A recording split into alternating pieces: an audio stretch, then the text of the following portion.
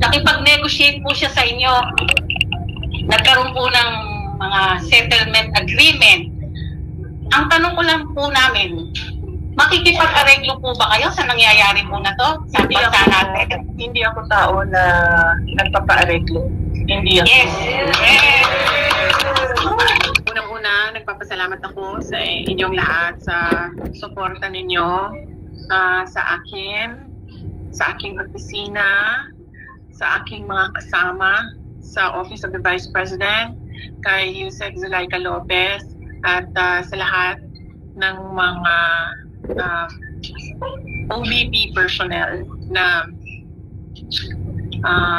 kasama ko ngayon dyan sa opisina, especially yung mga pinapatawag doon sa hearing. Ma'am Bibi, kumusta na po kayo? Nakakain na po ba kayo? Nakatulog na po ba kayo? Katulog ni Ma'am Attorney Lopez? Well, actually, hindi din siya nakakatulog pa. But nakakain na ako, yes, thank you for asking. Maraming salamat. Nakakain ako kanina, mga around 15 minutes ago. Kumain ako ng isang fried chicken. Wala din masyado akong ganang kumain, sir, kasi alam mo yun, parang hindi ko alam kung ano mangyayari bukas or mamaya. Parang pati nakakahawa yung trauma ni Yusek Lopez na parang hindi mo alam kung anong mangyayari mamaya. So, Laban lang. thank you. Thank you. Maraming salamat na hindi nyo talaga kami iniwanan simula pa noon kay President Duterte 2015, in fact yung iba 2014 pa, 14, 15, 16 na hanggang ngayon.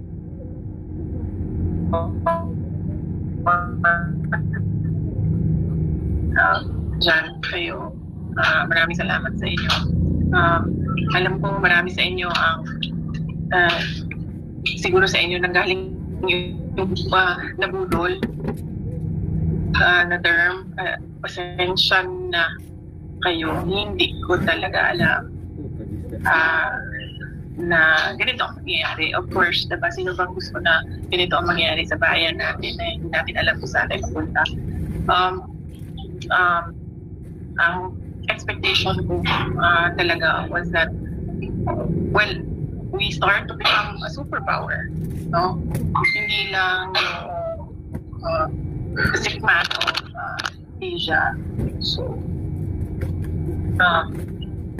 ganun yung expectation ko ay kamali ako. Kaya pasensya sa humingi ako ng pasensya para din lahat.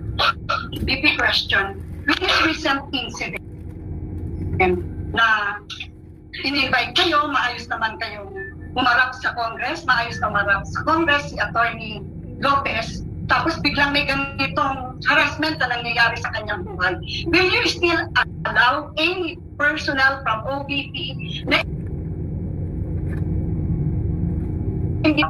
Ako lang talaga, hindi na talaga. Alam mo yun, klaro naman na kung ano yung motibo nila. Motibo nila is paninira ba? Kasi kung mag-imbestiga ka ba naman ng confidential funds, bakit yung Office of the Vice President lang? Bakit DepEd lang? And daming opisina na merong confidential funds. Kung ikaw ba naman si Franz Castro, diba? Bakit babanatan mo yung Office of the Vice President for confidential funds? Ang dami namin na merong confidential funds. At ito pa, sa bilyon-bilyon na nakawan sa gobyerno, alam niyo yung lahat. Sinong magnanakaw ng 150 million at 500 million? A total of 650 million plus 125. Sino magnanakaw ng kasi mga watog CCU? Diba? Kaya nga ganun yung amount kasi it was based on because it was based on planning. Kung ano yung buwan-buwan na trabaho. Diba? I mean, why was not the request 1 billion, 2 billion, 3 billion of confidential funds? Why was it 500 million? Kasi yun yung planning sa trabaho. What was it? 150? Sino magnanakaw ng 150 ngayon? Magkano na nanakaw ng mga congressman ninyo? Naku po, may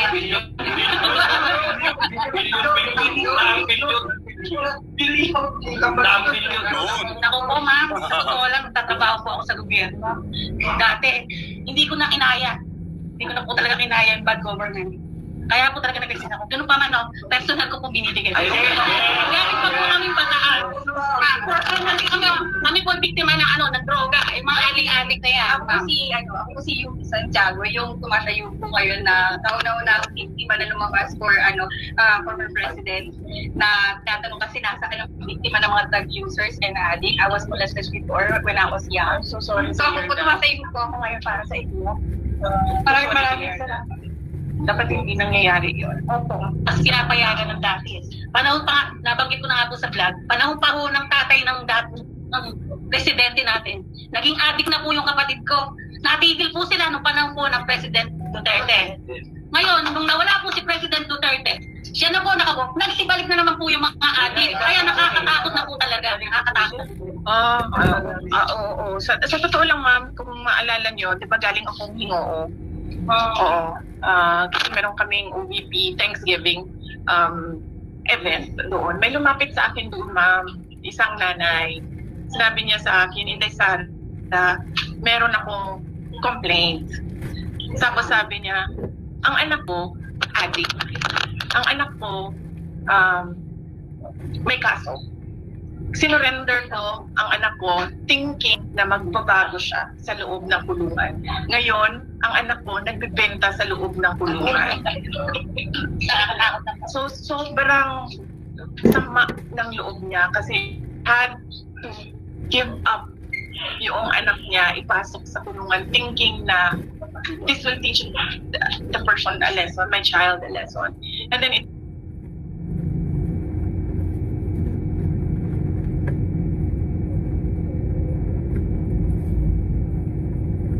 medyo mahina yung turns out, okay, go. Yeah. Hindi ganitong klaseng bansa. Gusto mo lang may gusto ng ganitong klaseng bansa. Pero po namin ipaalam sa inyo ng buong pamilya namin. Hindi nga po yung sinasabi ko sa social media. Isa po ang pamilya ko mula sa uncle, sa tatay ko mismo, nakapagbagong buhay po dahil po sa administrasyon ninyo at ng buong pamilyang Duterte. Hanggat may Duterte, wala pong gustong magdroga. Yung po ang takot nila sa pangalang Duterte. Kaya po yung suporta po sa inyo hanggang sa ibang bansa, hanggang langit po. Sabi nga po, mamatay mabuhay, tutulong at tutulong pa rin po kami sa Duterte. Yes. Yes. Thank you sa suporta ninyo at thank you sa paniniwala ninyo sa trabaho namin.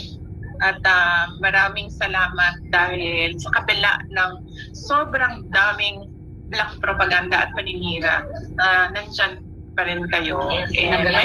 Mahigpit pa rin yung support. Tanggal pa naman kayo ng budget.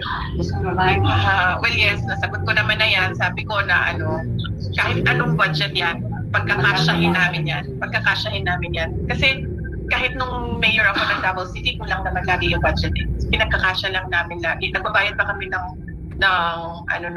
loans ng city government of Davao. Ito, mas lalong kakayanin namin ipagkasya dahil wala namang binabayaran na utang ang Office of the President. Napakasimple niyo po. Pero yung nakita ko kung congresswoman na nakarelong mga Hermes, mga sino ba yun? At saka yung Abante, at saka si Kim Bulay ba yun? Si Kim Bulay, si Abante, si NPA, yung sinasabi si Chapusit. Ben, maganda naman, ikaw ho nila, hindi nakabagay, ang uuwi nyo, oy. Tingnan nyo naman po yung Vice Presidente, napakasimple. Ma'am, hindi kasi mahalaga sa akin ang mga material na bagay. Maaga kasi ako para merong realization sa buhay ko na ang ina, lahat ng gusto ko hindi nabibili ng pera. Kaya wala akong sa personal na bagay dahil talaga ganito na lang. Gusto ko maging doktor. Dahil gaano dami ng pera ko, hindi, naging abogado ako. Pinapasalamat ko sa Diyos na naging abogado ako. Pero yung gusto ko sa buhay ko, gusto ko doon. Kahit gaano kadami yung pera ko, kahit gaano ka mamahalin yung mga relo ko sa sapatos ko, damit ko, sasakyan ko, hindi pa rin hindi yun ang gusto ko Gusto ko maging doktor, hindi siya magbili ng pera. Diba? Pero ma'am, ako po isa lang kasi pwede po po yan. Oh,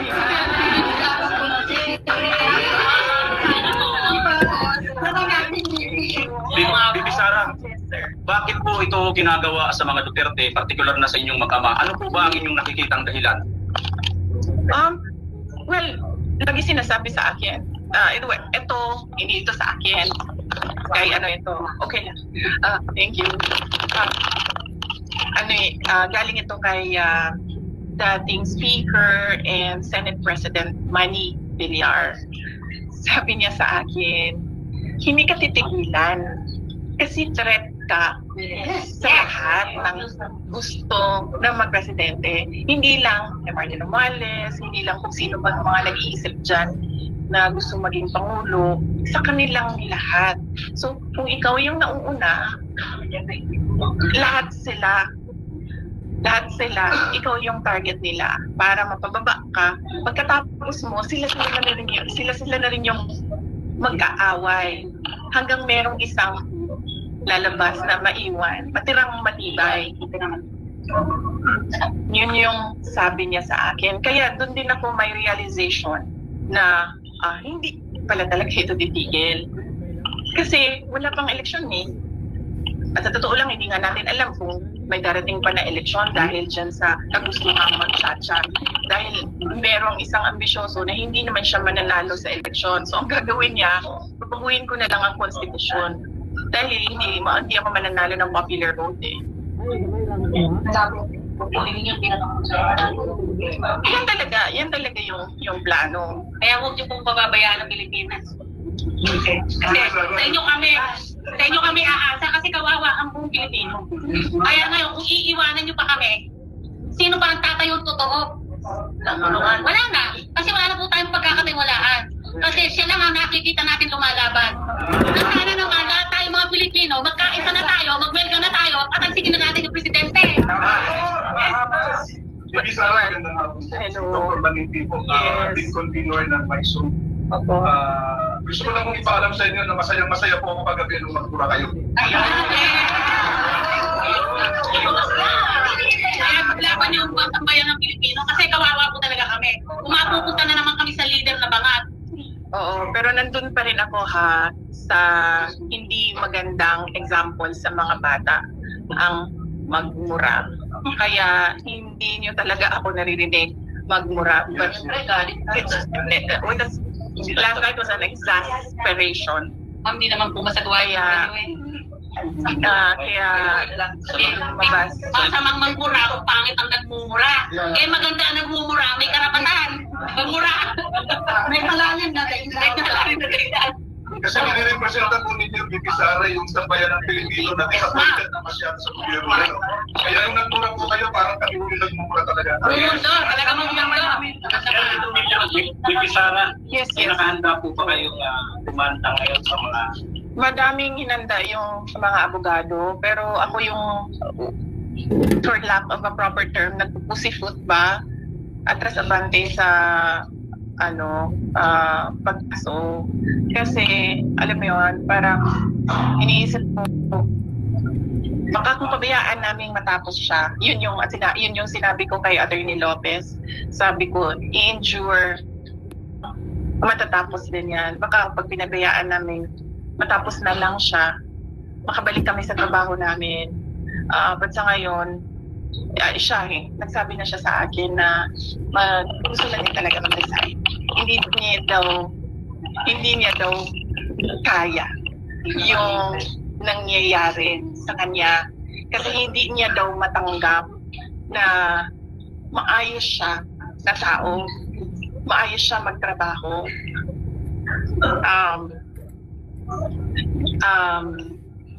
Multi-awarded ang syudad ng Davao dahil sa working relationship namin. Very good working relationship namin. Meron kaming magandang division of labor sa trabaho. Politika sa akin, administration sa kanya. Pero hindi niya daw talaga kinakaya. Kanina, sinasabi niya, ibalik mo na lang ako sa nanay ko. But then, sabi ko sa kanya, hindi din kasi natapos yung check-up mo.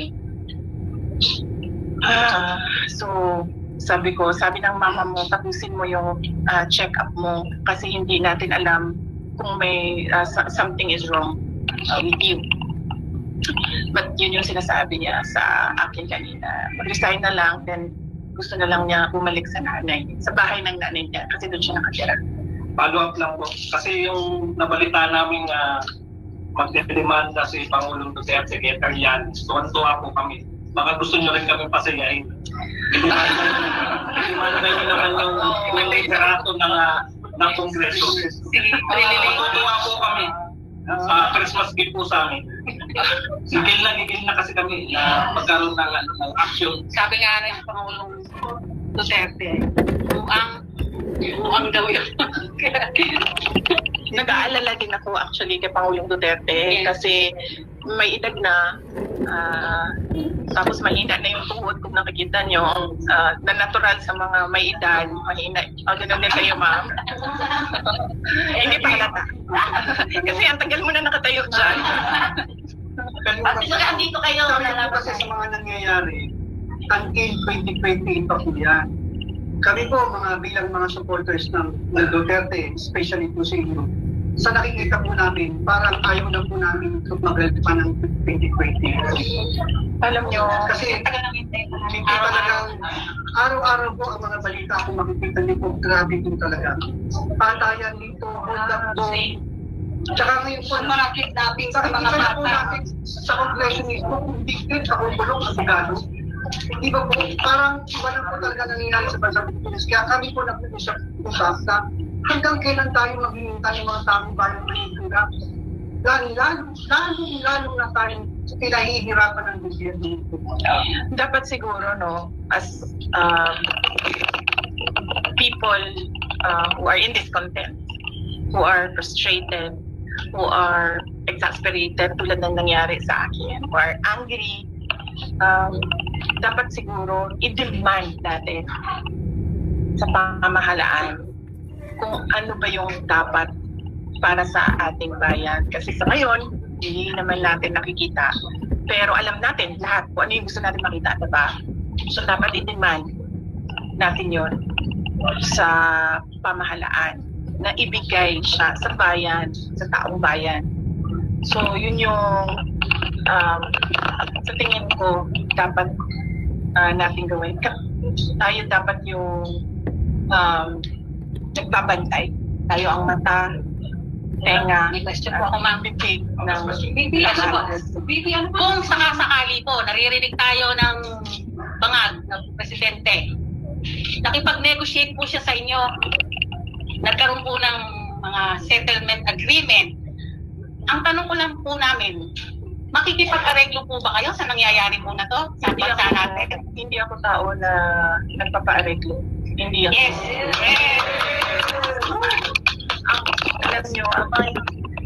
Alam nyo, ang ginagawa naman nila sa akin ngayon is sinaharas nila ako, tinitreten nila ako. So, ang isa pang pwede nilang gawin is offeran ako ng pera. Paano nila ako offeran ng pera? Hindi nga ng pera. Ang mga nito. Diba? So, anong areglo ang makukuha nila sa akin? Pagkatapos nung nangyari sa akin, sabi ko nga sa inyo, di ba, politician ako. Politiko, sira na talaga yan. The moment na pumasok ka sa politika, sira na yung pangalan mo. Kasi lagi kang may kalaban. Oo, mahirap talaga, ma'am, maging politiko. Kaya hindi ka kaya nila Ma'am, ayaw ko magpolitiko. Pero, unfortunately, hindi siya nabibili ng pera na magsasabi ka lang, nabibilhin ko na ayaw ko maging politiko. Sa inyo lang namin nakita yung totoong laban nila. Nagkapit niya. Pero kayang-kaya mo yung ipitan. Kailangan ka po ng mamamayang Pilipino. ano na po siguro mga kapatid, next group na po natin with all the parents na balak na po nila na idalang pa po si Atty. Lopez po sa Women's Correctional Facility. Ano po siguro ang next na po natin na gagawin, ma'am? Well, yes, sa ngayon, ang ano naman is inaano namin lahat ng kung ano yung requirements ng doktor, lahat doon ng test na gusto nilang gawin, ginagawa nila ngayon sa taas. Nag-discuss kami ng lawyer ni Atty. Lopez, and then initially sa kanya is gusto niya talaga gawa ng paraan or ng reklamo man lang, kahit reklamo at the very least a complaint to somewhere na makikinig na wala talagang tumulong sa amin kagabi. Humihingi kami ng tulong kasi hindi namin alam paano siya tulungan si Atty. Lopez. Kasi nga hindi namin alam kung naimatay lang ba siya sa hatasabi. Hindi na namin alam. Humihingi na kami talaga ng tulong. Wala talagang tulong.